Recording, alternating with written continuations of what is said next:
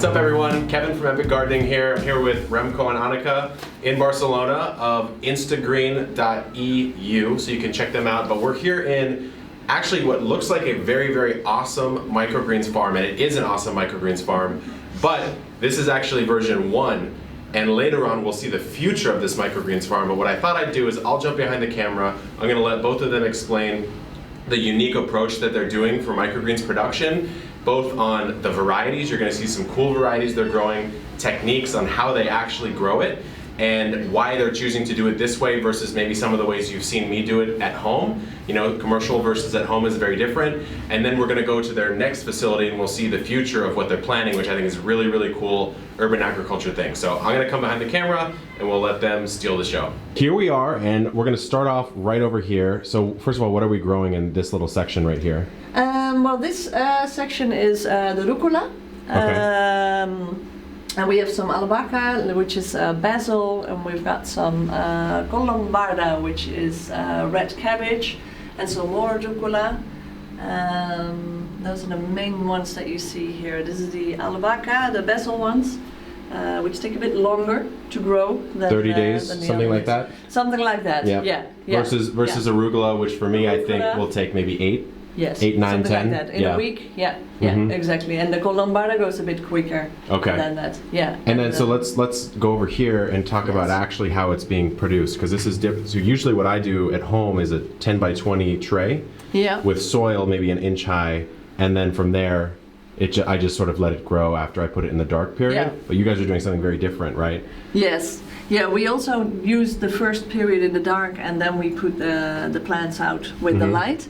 But we grow them on cellulose, which is like a chopped up wood material. And underneath that we use a wick. So this is a little rope that sucks up the water that the plant needs. Yep. And it really, basically it controls itself, the amount of water that it needs, and it just sucks up just that. And then you have the wick splitting diagonally across, so it covers surface area? Yeah, exactly. Yep. Yeah. And this, we have different types, we have different systems. For instance here, the basil, you can see that it has 4 because it needs more water. And also it's got holes here just to make sure that there's enough air also getting in, and the water can drain out and these kind of things. So each type of microgreen has a bit of its own recipe to grow, but it's, well, also not the most complex. Yeah. They're a simple crop to grow, but simple things sometimes also are very complex if you're doing it for a living, right? It's a different story. Yeah. So then as we go to right here, we have what I would call the blurple style light, the blue, red. Is there a reason why you're growing, because this is LED over here, right? Yes. Yeah. And this is also LED, but this is the red-blue spectrum. Yeah, so that's also like different crops can use different things. You can see some of the red cabbage here, and you can also see the red cabbage here.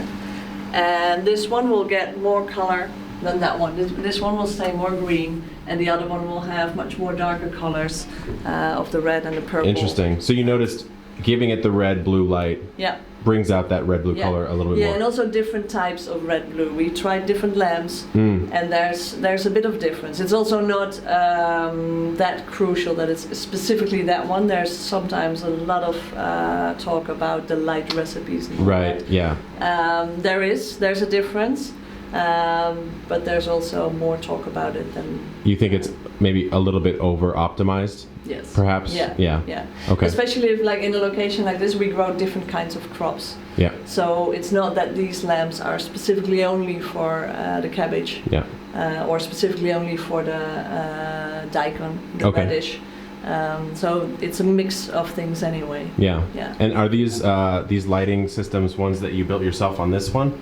No, these are ones that we bought, which also they come from grow shops. Okay, so they're sold in grow shops. Very common type of design you'll see on these blue-purple ones. Yeah. And then the LED strips, the white LEDs, you guys did design yourself, right? Yeah. You will see in the later on in the new space there we have a different kind of profile where we use the LEDs that we All right, so Remko's in now, and we're going to talk about some of the interesting varieties they're growing, which actually I've never seen grown as microgreens. You know, there's common crops like you have your arugula right here, which I think is probably the one that I've recommended people start with the most. It's very simple to grow. Would you agree? Yeah, definitely. Arugula pretty simple. Especially if you have a moist underground, you put the seeds on, have them in the dark for 2 to 3 days, and then they start growing already. Mm-hmm. When you put them in the light, then after a week they're already like grown.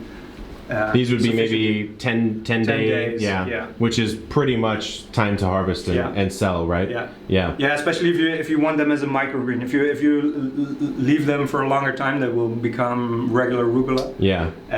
But we like the taste more as a microgreen. Yeah, and for you guys, since you're serving mostly chefs, chefs in restaurants, they prefer that small size. Exactly. It's very small, but it has a lot of taste. Yep. And it's more finesse. The taste is more refined than the bigger one. So this is definitely good for chefs.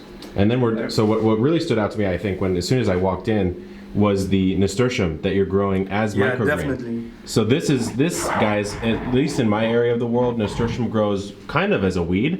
Mm-hmm. And so when I grew up as a gardener, I didn't grow up as a gardener. I have only gardened for 6 years, so I thought it was actually just a weed until maybe 6 years ago, you know?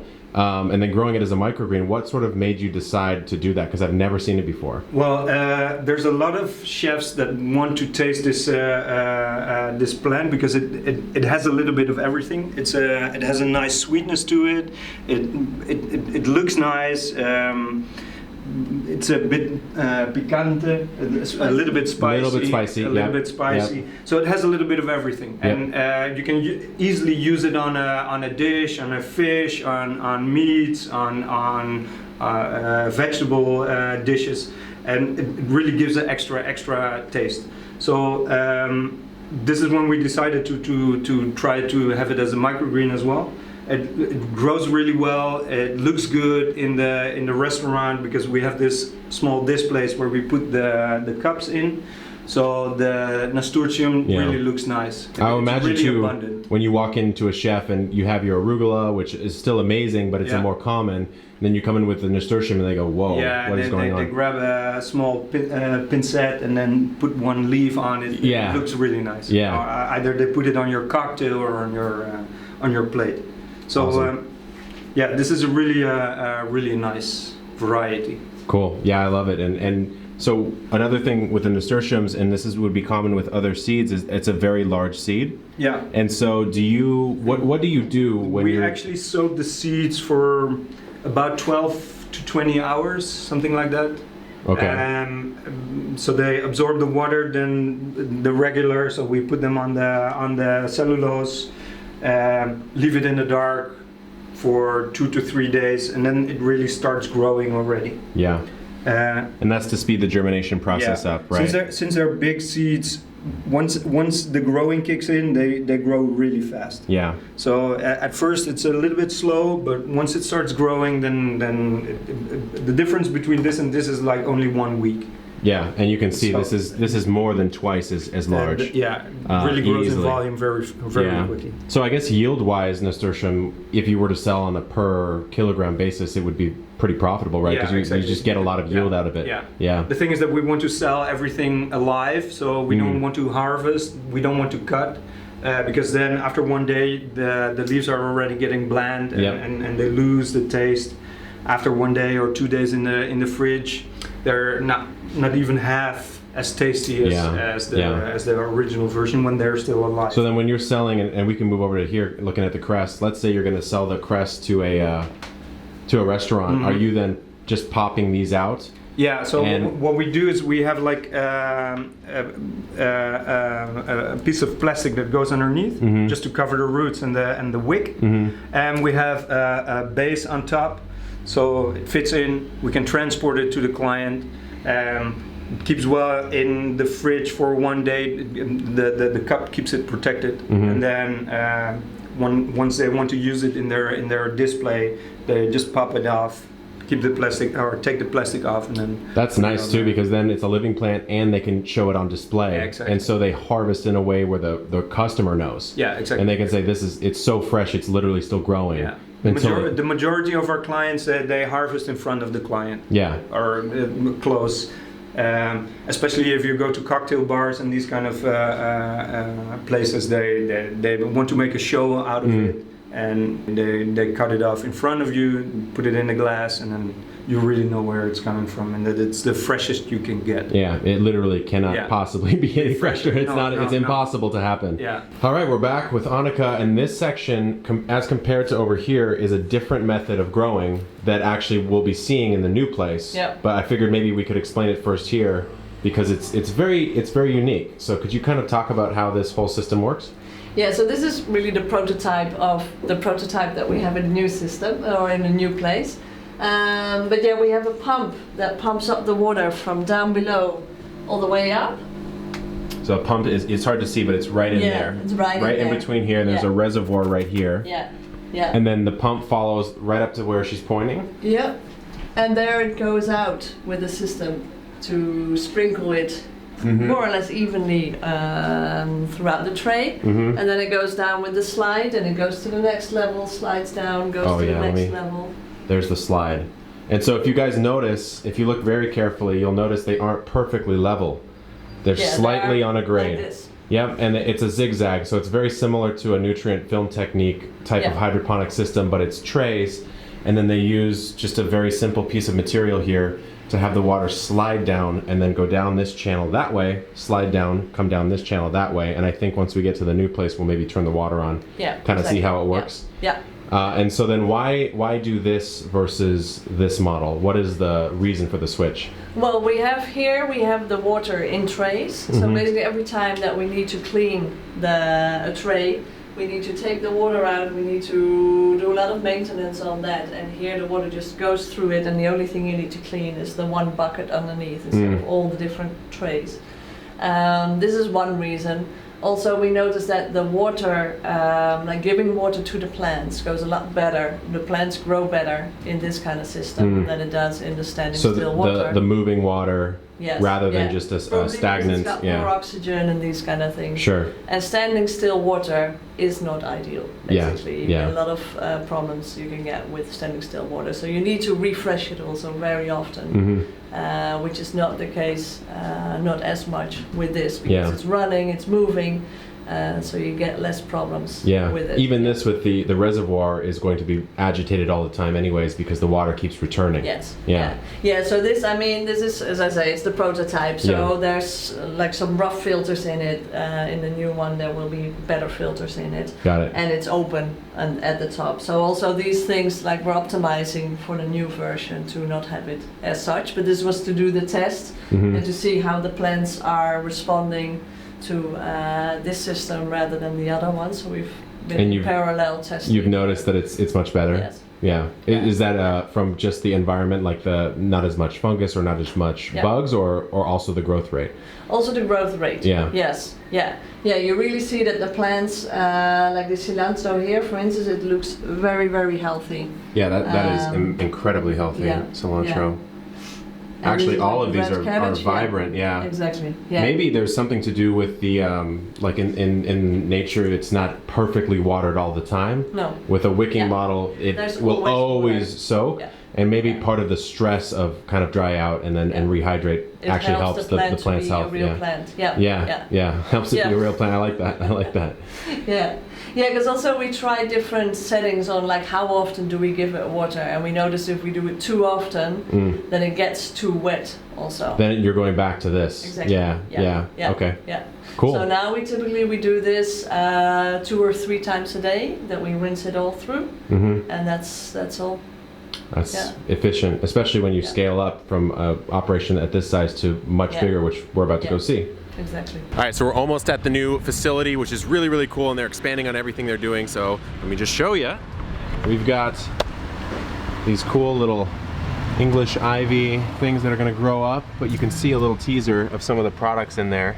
But why wait outside when we have Remko right here? Welcome in our Instagreen shop 2.0.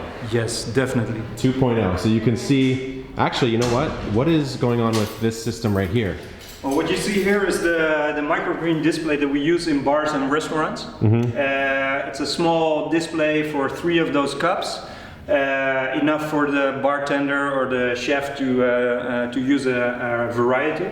It actually has a LED light, and a small water reservoir underneath. So the plants will stay alive and fresh for 1 or 2 weeks.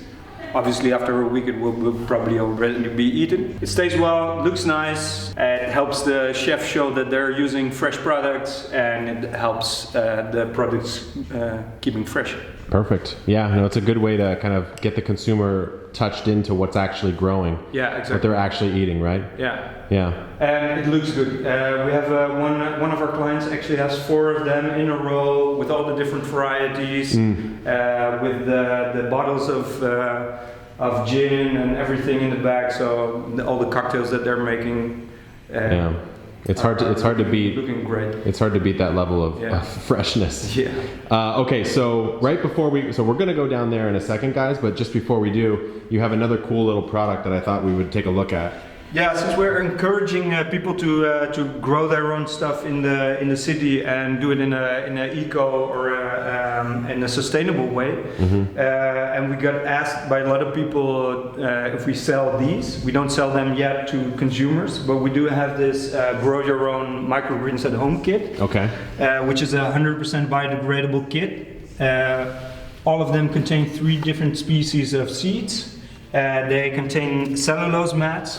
So if you put the cellulose in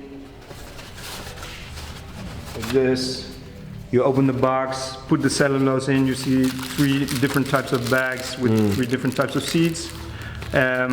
Put some water on, put the seeds on, close the lid for 2 to 3 days. That's the blackout dome. That's the blackout, and after 3 days you can open it, and the seeds have been germinated, and you can leave it next to the window, and it will start growing. And this is a nice way to introduce people to growing their own microgreens at home. Yeah. And have a fresh product at home. Perfect. So cool. If later they don't want to grow it themselves, they can come here and buy the product directly from us. There you go. Okay, so we have a small office where all the thinking...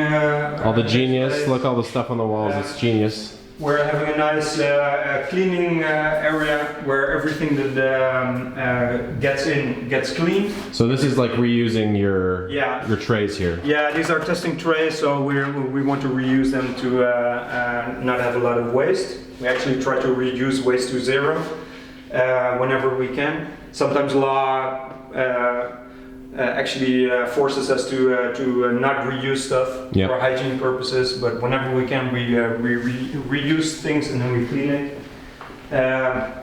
This is our own little cozy place. Little snacks and chill. Good coffee.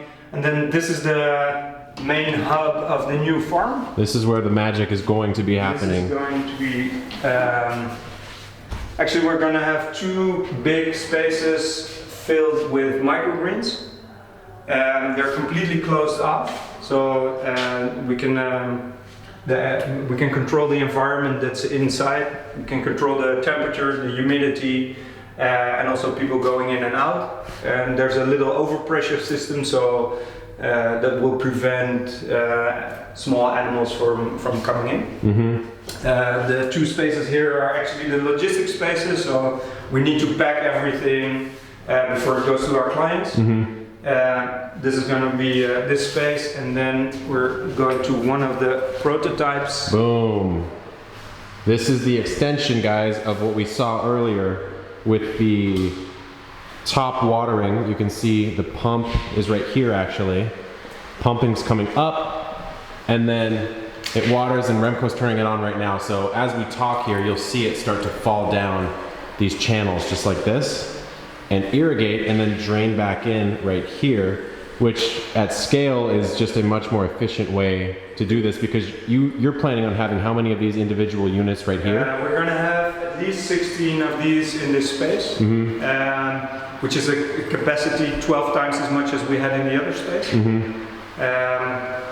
But due to this system, it will also involve less work from us. Yeah.